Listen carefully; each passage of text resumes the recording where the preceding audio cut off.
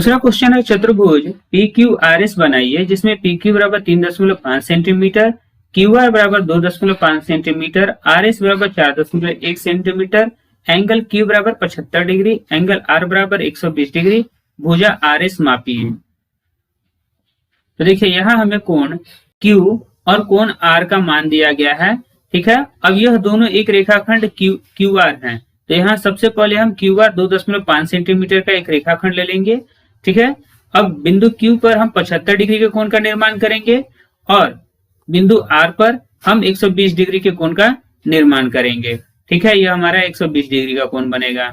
इसके बाद हमें पी क्यू की लंबाई दिया गया है, तो हम यहाँ पी क्यू की रचना करने के लिए क्यू पर 3.5 सेंटीमीटर का चाप लेंगे और प्रकार की नोक को रखते हुए 3.5 सेंटीमीटर का चाप लगाएंगे। ठीक है, जो कि कटान बिंदु पर P बिंदु प्राप्त होगा। ठीक है, तथा यहाँ हमें आर एस की भी लंबाई दिया गया है, तो आर एस जो है वह बिंदु आर और यहाँ एस पर बनेगा जिसकी लंबाई 4.1 सेंटीमीटर है।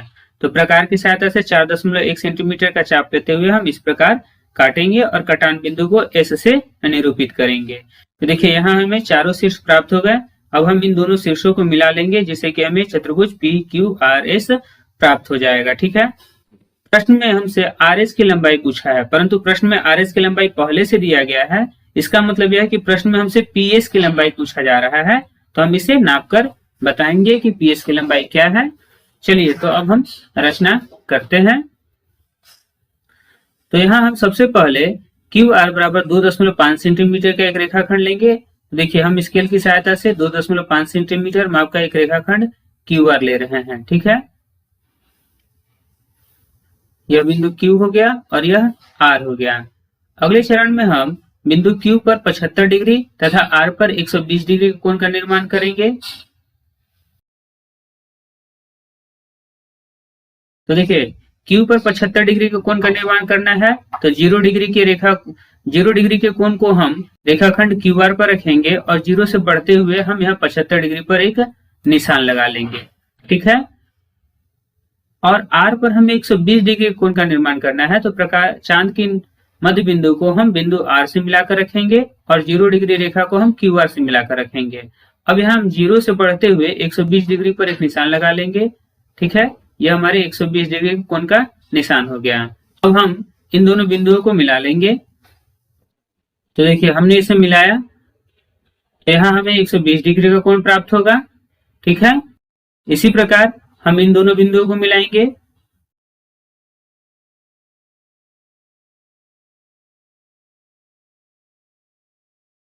तो यहाँ हमें 75 डिग्री का कोण प्राप्त होगा। ठीक है, अगले चरण में हमें पी क्यू की लंबाई 3.5 सेंटीमीटर दिया गया है, तो हम प्रकार पर 3.5 सेंटीमीटर का एक चाप लेंगे। प्रकार के मध्य बिंदु को बिंदु क्यू पर रखते हुए एक चाप हम ऊपर की तरफ लगाएंगे। ठीक है, जिससे यह कटान बिंदु P होगा और इसकी लंबाई जो होगा वह 3.5 सेंटीमीटर होगा। ठीक है, हमें यहाँ आर एस की लंबाई 4.1 सेंटीमीटर के रूप में दिया गया है, तो हम यहाँ प्रकार की सहायता से 4.1 सेंटीमीटर का एक चाप लेंगे, बिंदु आर पर रखते हुए एक चाप ऊपर की तरफ लगाएंगे।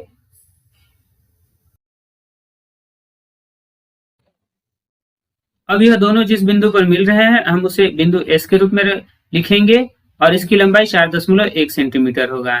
ठीक है, देखिए यहाँ हमें चतुर्भुज के चारों शीर्ष प्राप्त हो गए।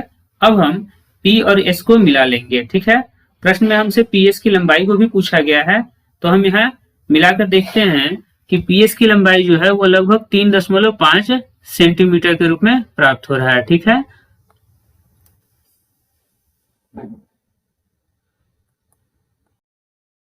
तो हम यहाँ लिखेंगे PS बराबर 3.5 सेंटीमीटर। रचना के चरण को देख लेते हैं कि हम इसे कैसे लिखेंगे।